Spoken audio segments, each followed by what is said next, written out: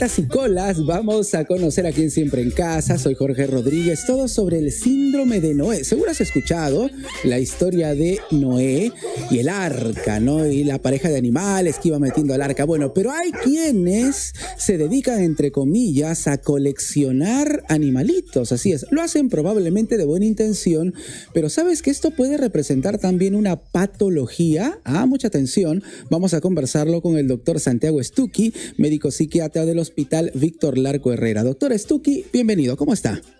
Buenas tardes, muchas gracias por la invitación. Efectivamente, cuando hablamos del síndrome de Noé, nos estamos refiriendo a la colección o amontonamiento de animales domésticos, casi siempre gatos y perros, de una forma desordenada e irresponsable, ¿no? Ahora, aquí hay que diferenciar claramente tres contextos, tres situaciones. Por favor, ¿cuáles serían esas tres situaciones?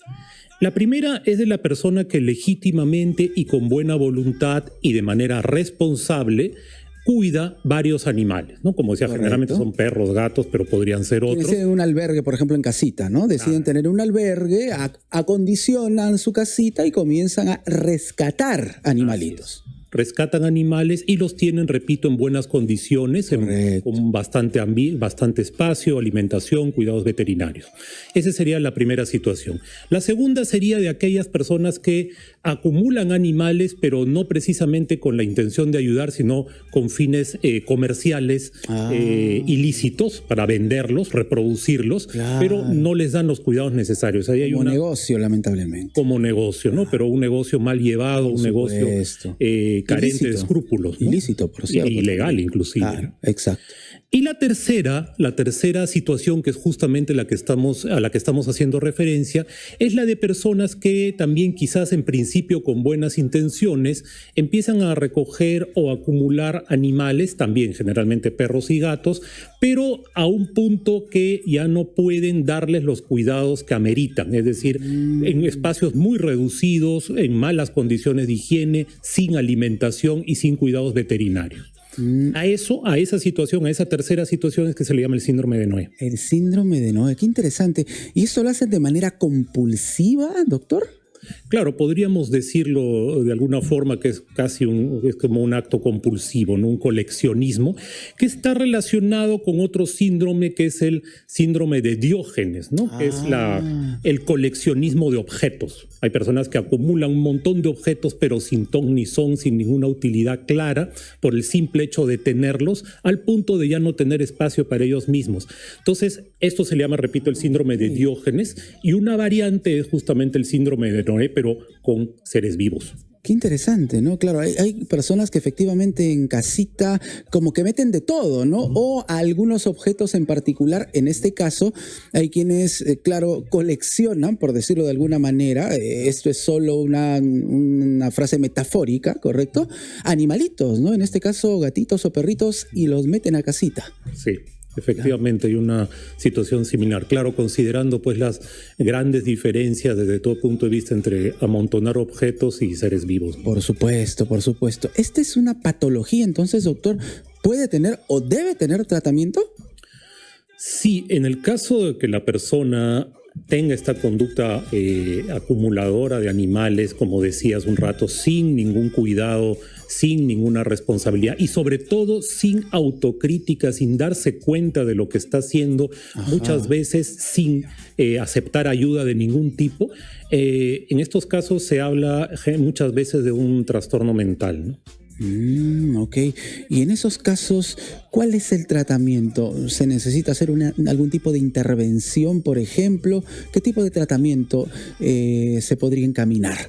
Eso va a depender del caso porque no todos son iguales, ¿no? Ahora, lo que generalmente tienen en común es que son personas que se aíslan del resto de la sociedad, no tienen mayores vínculos con otras personas. Esto, claro, eso corresponde a características generales, pero que no se aplican a todos los casos, ¿no? Entonces, dependiendo del caso en particular, habría que ver cuál es la ayuda que se le puede dar, porque también estas personas generalmente no están dispuestas a recibir ayuda. Ese es el gran problema, ¿no? Muchas veces. ¿Estas personas estarían tratando de suplir ciertas carencias, por ejemplo, con esta actitud compulsiva?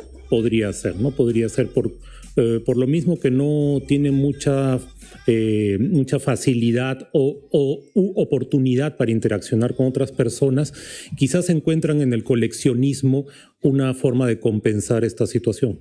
Claro, y discúlpeme, doctor, pero finalmente esto termina también haciendo daño a los animalitos, ¿no? Estamos hablando de seres vivos que merecen todo nuestro cariño y nuestro respeto, ¿no? Y estas personas simplemente al acumularlas en su vivienda terminan haciendo daño. Claro, por supuesto, y por eso hemos hecho la diferencia explícita con aquellas personas que sí tienen albergues responsables y que brindan cuidados, alimentación y cuidados apropiados a los animales. Y coincidiendo en que efectivamente estas personas por sí mismas es muy complicado que puedan admitir su problema, que lo hemos dicho, no puede llegar a ser una patología. ¿Qué debemos hacer quienes, por ejemplo, me pongo en el caso, ¿no?, de una comunidad y hay un vecino que tiene este problema, una vecina que tiene este problema, que comienza a juntar, a amontonar perritos o gatitos, que los trae de uno y otro lado en su vivienda y ya se vuelve hasta un dolor de cabeza para los vecinos? ¿Qué podríamos hacer desde fuera? Es una situación compleja porque, como hemos dicho, generalmente estas personas no admiten lo que está sucediendo. Exacto. Y por lo tanto no son proclives a recibir ayuda, ¿no? Lo que se puede hacer es quizás en amparo a la Ley de Protección Animal, la Ley 30407, que en el ítem 5 habla explícitamente de las condiciones en las cuales debe tener a un animal doméstico, condiciones de espacio, alimentación y cuidados veterinarios. Digo, en base a esta ley se puede hacer la denuncia respectiva para que intervengan las autoridades.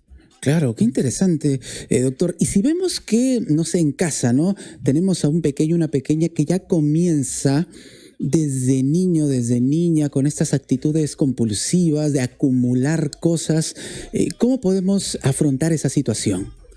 Hay que tener en cuenta que no toda actitud de coleccionar tiene que ser patológica tampoco. Eso es Hay mucha gente que legítimamente le gusta coleccionar objetos. Yo colecciono gorritas, por ejemplo, doctor. Por ejemplo, ¿no? Me gustan mucho las gorritas. Claro, y eso es perfectamente válido, perfectamente normal. Estamos hablando de patología cuando ya es algo exagerado y perturbador para la persona, ¿no?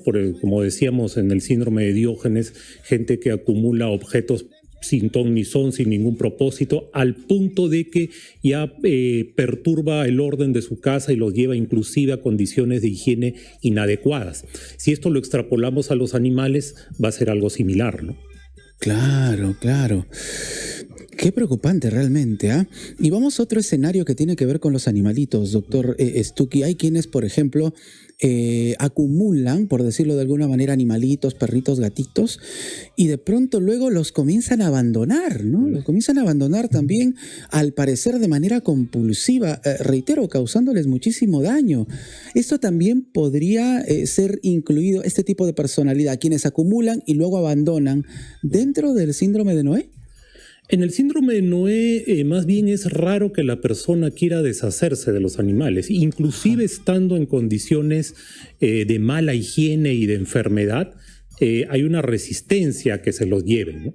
Y muchas veces sucede, y esto tiene que ver con lo que preguntó hace un momento, muchas veces sí interviene, sea la familia, sea el vecindario, las autoridades, le quitan a los animales, la persona entra en crisis y luego vuelve a recolectar más animales, ¿no? Ahora, el caso de los abandonos también es preocupante y debería intervenirse también ahí, pero rara vez se da en el síndrome de Noé. Qué interesante. ¿Y qué pasa si a estas personas acumuladoras de animalitos de pronto se les arrebatan los animalitos, ¿no?, tras una intervención? ¿Qué tipo de apoyo psicológico, psiquiátrico deben tener estas personas?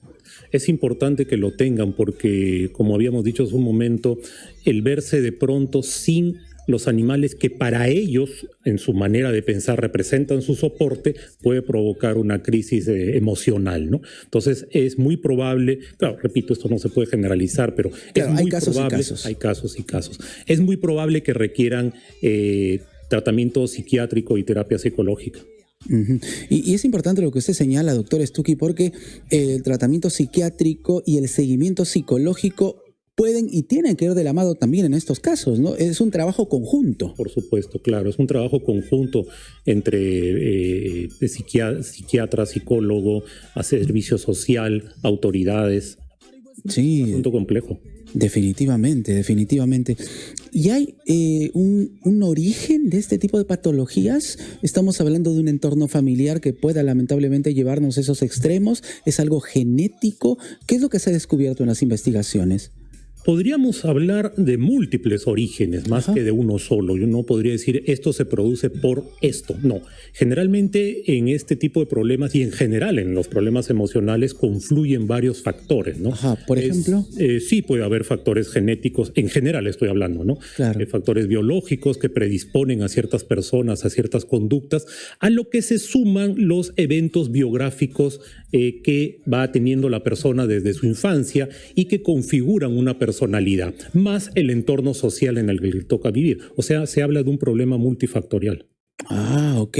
Es todo el entorno, ¿no? Las experiencias que una persona pueda tener también que pueden lamentablemente llevar a estas situaciones extremas. Más la predisposición que pueda tener el individuo, ¿no? Claro. Finalmente, ¿qué recomendaciones para quienes nos están escuchando, para quienes conozcan de estos casos, para prevenir la aparición de los mismos también en casa? ¿Por qué no? ¿Qué recomendaciones al respecto, doctor? Primero, tener en claro lo que hemos dicho al inicio, que es válido, es legítimo, es loable, es admirable incluso, el ayudar a los animales que están en estado de abandono. Correcto. No confundir esto con lo que estamos hablando. Claro. Pero cuando se vea, bueno, y también tener en cuenta el segundo caso que hemos mencionado, de aquellos que de manera inadecuada, de manera comercial, ¿no? Claro, hacen comercio con los animales. Es la otra cara de la moneda, ¿no? Así es, esto es condenable desde el punto de vista ético y legal, pero también entender que algunas personas, sin darse plenamente cuenta de lo que están haciendo, pueden estarse haciendo un daño a ellas mismas y a los animales a los que tienen en malas condiciones. Entonces, cuando se detecte algo así, es bueno intentar brindar ayuda a esta persona, ¿no? Ayuda especializada en este caso. Ayuda especializada, tanto por la persona misma como por los animales que están en esas condiciones. Y la última, ¿hay alguna forma de hacer comprender a esta persona que puede estar en un error, en una situación patológica, o es complicado? ¿O hay que contar con la ayuda de un especialista? Porque suele suceder, ¿no? Que uno se puede acercar a esta persona, tratar de hacerle entender, ¿se puede o hay que ir directo a un especialista?